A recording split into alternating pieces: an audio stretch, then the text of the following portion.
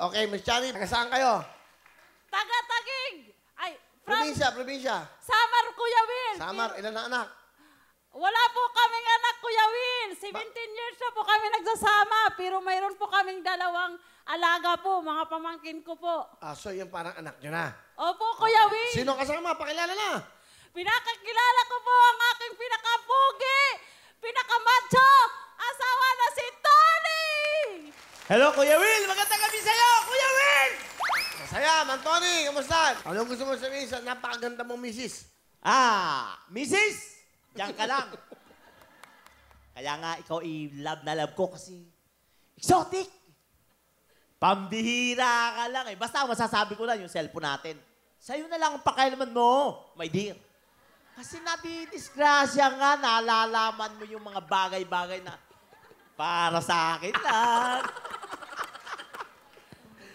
Bakit? Pinakikilaman ba yung cellphone Kuya nyo? Will, kaya lang binigyan ko siya ng cellphone niya. Oh. Para yung cellphone ko akin. Huwag mo nang pakailman yung cellphone ko. Kasi meron ka naman, nandyan lang naman yan. Sabihin mo na lang sa akin pagka gusto mong buksan. Para, bubuksan ko para sa'yo. Oh, yun naman pa. Di ba, Kuya Will? Oo naman. Ano ba gusto mo sabihin?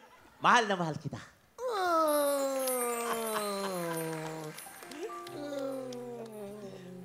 Nakakaingit naman.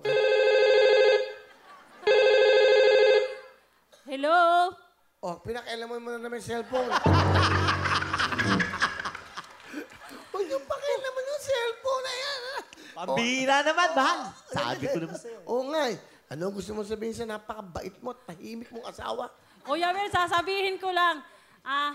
Sabi ko sa kanya, okay, hindi ko papakialaman yung cellphone mo. Basta, bawasan mo rin yung babae mo. Kasi babaero, Kuya Will eh. Ay, nakaya naman pala eh. Oh, nahuli mo ba? Sorry. Opo, Kuya Will, sabi pa nga doon ng chat, hello, mahal, gising ka na dyan. Baka malit ka sa pagtatrabaho. Yan. Sige, sabihin mo lahat. Sige. Tapos, Kuya Will, hindi ko yun nireplyan. Tiningnan ko lang. Nung nakita niya, kasi nabuksan na po yung sobre, sabi niya, siya pa nagalit, Kuya Will. Sobre? Eh, di ba kasi yung message, di ba, nakasama? Sobre. May sobre cellphone. Nagugulan ako mga kababayan. Yung cellphone may sobre. Binasa. Oh, tapos? Opo. Eh, nabuksan na po, nakita niya na, sabi niya sa akin, nagalit sa akin, Kuya Will. Sabi niya, ikaw pakialamira ka. Pinakialaman mo na naman yung cellphone ko. Sabi ko, bakit ka nagagalit? Dapat ako ang magalit kasi sino ba yung nagsasabi na, good morning, mahal, gising ka na dyan. Sino ba yon? Ay, nako, Kuya Will, kung alam mo lang. Kaya ayaw ko pabuksan. Ikaw, bulero kong bitchin ka. Babaero ka nga. Hindi naman, sobra ka naman. Kaya siguro hindi ka nagkaanak. Siguro may anak ka sa iba. Kuya Will, ang hinahanap ko lalaki. May anak ka sa iba, no? Wala pa. Ah, wala pa, ha? Sabihin mo lahat. Kuya Will, naubos na, kaya hindi na nakabuo. Pero ngayon, Kuya Will, hindi na ako sa kanya sabi ko na sa kanya, sige, okay na lang, mambabae ka, basta wag lang manlalaki. Ah, yun naman pala eh. Ay, may problema, Kuya Will. Ano gusto mo bang sabihin? Ito lang yung masasabi ko sa'yo.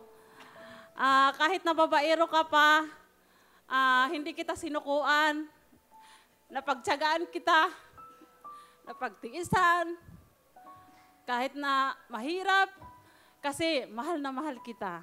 Wow. Salamat, mahal ko. Oh. Kahit na... So, naniniwala ka, yun ang tunay na pag-ibig. Ang tawag yan, unconditional love.